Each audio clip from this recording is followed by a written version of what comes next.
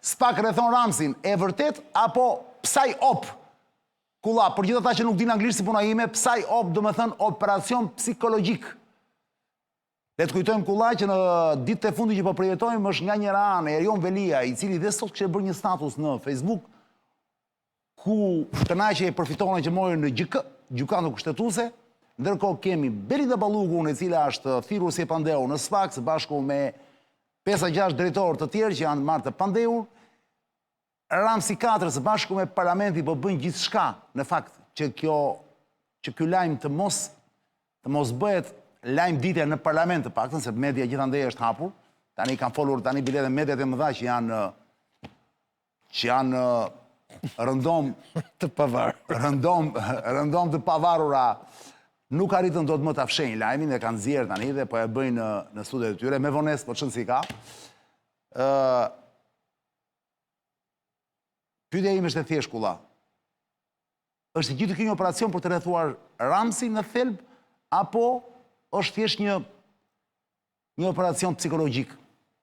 Pra, e ke pasur ata që luajnë me ato, është ajo loja e famshme, si quhet ajo me ato kupat? Që janë ca kupa që luajnë ca mashtrus në rrugë, kulla, që vën një gjë poshtë, vën një lek poshtë, ama janë ca kupa që bëjnë kështu. E kupton dhe vjen njerëz të shkret, është tipi Xhoze, i dhe hop zgjedhin këtu hop, s'është leku atje. Në fakt leku s'është në asnjë vend, po ata gjithmonë hedhin lek për të gjetur gjë. E di çam kujton. Ç'është kjo valla? E di çam kujton kjo histori çam.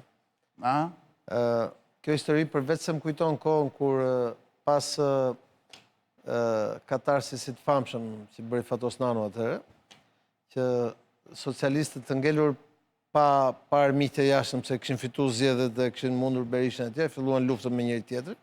Atëherë ishte Nano. Pastori ku është? Kundër Ahmetës. S'ka ardhur akoma?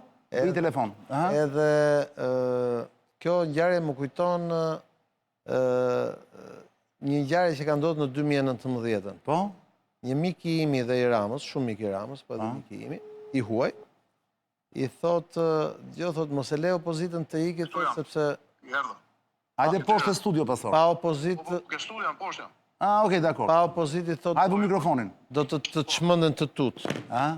Dhe tani, unë ajo gjë që po shoh në fakt, është që duke qenë që ushtria e madhe socialiste ka mbaruar punë me opozitën, pra ka fituar dhe stërfituar zgjedhjet e tjera, tani ka filluar fort lufta brenda llojit dhe janë hapur lakrat. Pra, Ti kshu e shef të gjithën këtë. po them, Piktura jote kjo është. në 2019, ky miku im, një politikan i shuar i huaj, që është edhe mik i kryeministrit, Italian me siguri.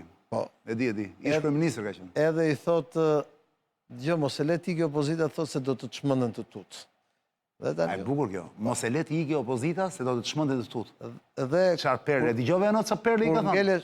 Çfarë perle është kjo? Mos e le të shmonë të opozita se do të ikin të tut. Ua, ky në fakt e eliminoi opozitën në një mënyrë e mundi keq, më fal kulla, e bleu, e stërbleu, e shpërfytyroi, pra e ka bërë qesharake. Dhe në fakt i ndodhi kjo gjë. Dhe tani jemi në fazën Që po i shpërfytyrojnë të vetët. atë shpjegimin që unë të pata bërë ty që në marrëdhënie me Spakun, që ti më patë pyet si do jetë marrëdhënia me Spakun, do të thash ka mbaruar muaji i mjaltit, iku dhe muaji i dyllit dhe tash kemi ardhur te muaji i jashtëqitjes, që tash ka filluar jashtëqitja tha gjithë, bu pis gjithë tash. Pra gropat e zeza tani, posetat janë hapur. Në këtë fazë. Po s'po i përgjigjesh pyetjes, a është vërtet rrethim ndaj Ramsit kjo që po ndodh? Po rrethojnë Ramsin? Apo është psajap? Ta thash pra? Psajop? Ta shpjegova shpjegim. Tash të vetët janë çmendur dhe si rrjedhojet vetes ka mbaruar mjalti me Spakun, mbaroi dhe dylli dhe tash ka filluar pusetat dhe kush bëhet më shumë pis. Po prap s'kuptova gjën. Është rrethimi i Ramsit apo jo? Ta shpjegova, nuk ka nevojë që të rrethuesh, ka plas nga brenda, kupton? Ore Spaku vetë, po i vjen vërdall Ramsit? Po ka plasur vetë dhe sikur mos i vi, s'ka ç'bën, domethënë, duke qenë që ka ngel para armiqtë, tash këta ka ngel dhe kanë filluar vetë, ka ik. Kulla, po mua pse më duket sikur Ramsi sa më shumë bien, sa më shumë partizan bien për liri, aq më i fortë më duket Ramsi mua, aq më shumë më i qetë është. Tash dëgjoj se jemi... Ja, për shembull, një sekond. Jemi një javë nga vdekja e Fatos Nanos, do të tregoj një ngjarje. Jo, po para se ta tregosh, sepse është shumë e rëndësishme, se me këtë mbyll emisionin ti. Ledio ka gati, nuk e di, Ledio, kemi disa materiale ne për këtë historinë e rrethimit Ramsit apo jo, që është i vërtet apo është psajop, operacion psikologjik. Po. Mund ta plasësh pak çka kemi kështu sinkron. Çka kemi nga Ramsi 4 sinkron? Kemi këtë podcastit vetëm duket që flet për Erion Veli, që flet për Tiranën? Apo kemi ndonjë gjë tjetër? Ma thuaj çik? A ne dio? Kemi të podcastin, po. A? Kemi nga podcasti, po. Kemi vetëm podcastin sinkron. Po. Shive shtot për Tiranën, pas vendimit të gjykës. I jepi Ledio.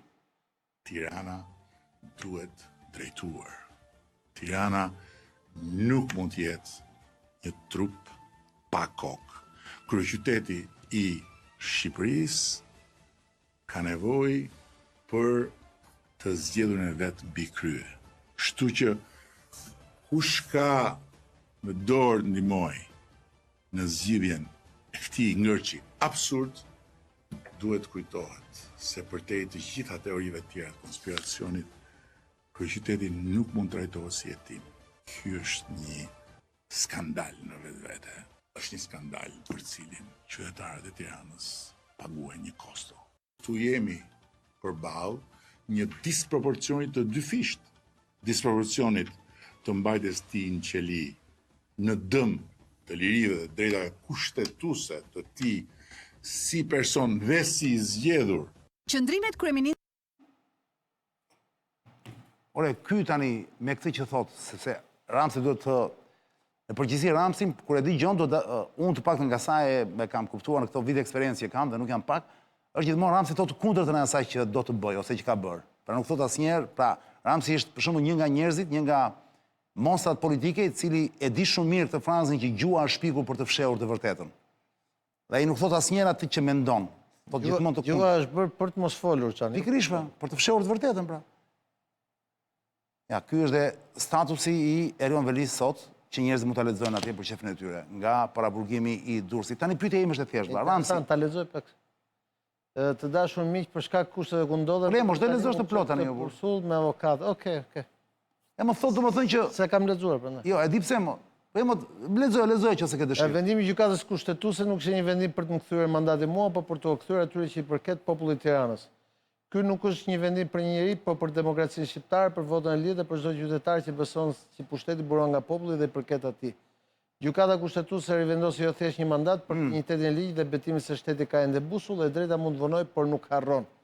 Faleminderit çdo qytetar i Tiranës që besoi, që pritet dhe që nuk u dërgoi. Okej, etj. Po bëj çdo gjë që është në dorën time që puna të vijojë etj. Po pa edhe në fund fare, di si i thot. Ju dua shumë. Po.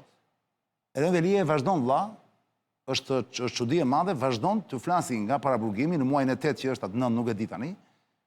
Dhe ju flet njerëzve, pra ka krijuar të raport komunikimi, a thua sikur nuk është akuzuar për asgjë. Domethënë ai vazhdon dhe ju thotë atyre shikoj, mos dëgjoni fare se ç'është ashtu, këtu me mua, unë ju dua. Dhe ju më doni. Pastaj pra, një gjë, ai është prestigjia, pra vazhdon këtë lojën e prestigjatorit në mënyrë brillante, nuk e di sa ngjit. Një gjë nuk mund të Prisë unë kam pyetje vlla. Që nga burgu i mundi gjithë. Ë? Një gjë nuk mund ta marrim që nga burgu i mundi gjithë. Ka izolimi. Unë në një emision të kaluar kisha vënë pyetjen Veliajt, ai po e hapet rruga për kryeministër? Kjo është vetë kjo, unë mendoj që ai ka shumë rrugë përpara, ja kam thënë kur ka qenë jashtë. Po pra, po Ramsi ndërkohë kulla, më fal tani, si që mos përsa ashtu, se vajti ora dhe nuk dua të lot shumë sot.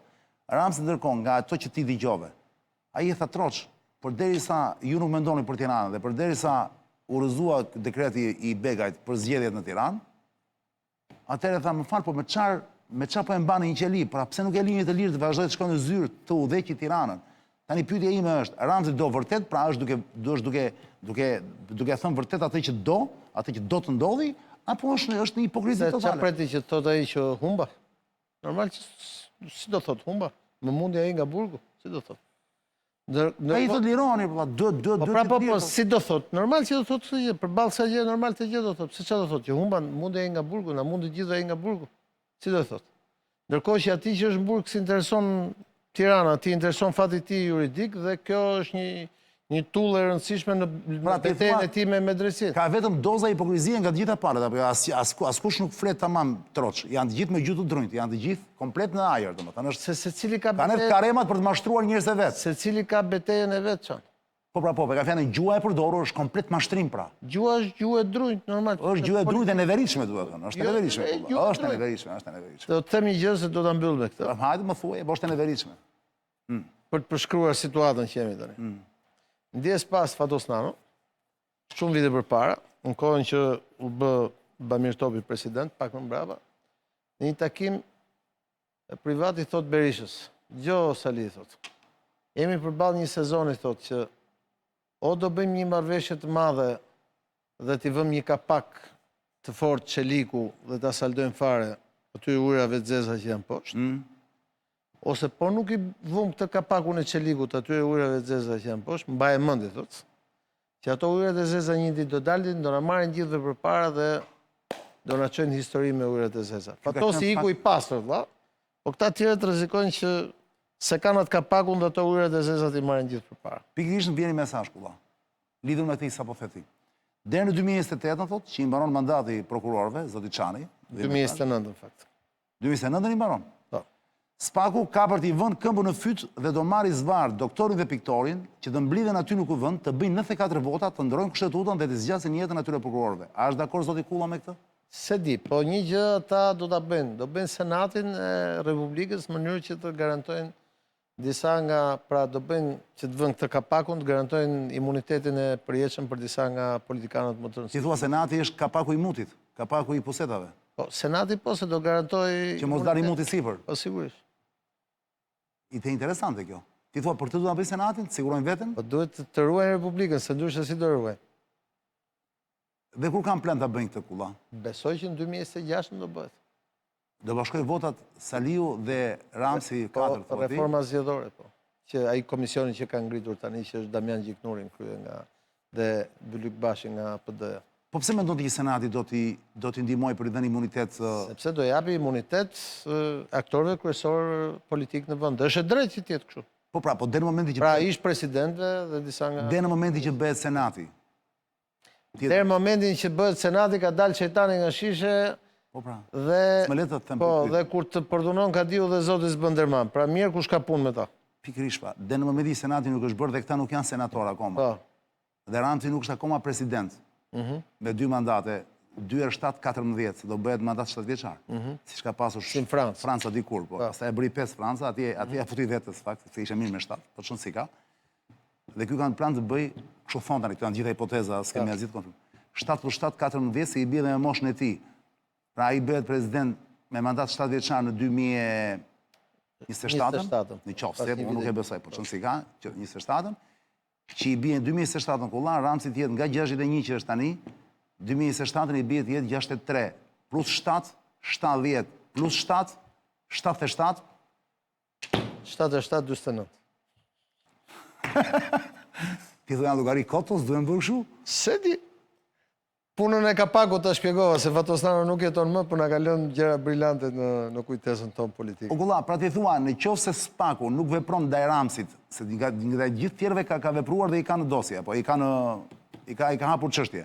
Qoftë nuk veprohet ndaj Ramsit 4 deri në 2026, ku do bëhet... Po ti këtë the ti. Unë thash që kanë kapakun dhe duhet ta vënë. Po mirë, po deri në momentin Po krijojnë Senatin, pra. se kur e bëjnë nuk e di. Po pra i kanë bërë një vit apo jo? Se di. Pra për një vit Spaku... Se di që bënë as për një vit, as për një muaj. Di që ti me muaj ke humë sa baste, kemi dhe bas tjetër. Të lëmë mikun tim Akilin Po. e madhë, se e kam pas shok në ekipin e peshë. Unë vazhdoj akoma të kem pasin, vla. Këtu do jemi.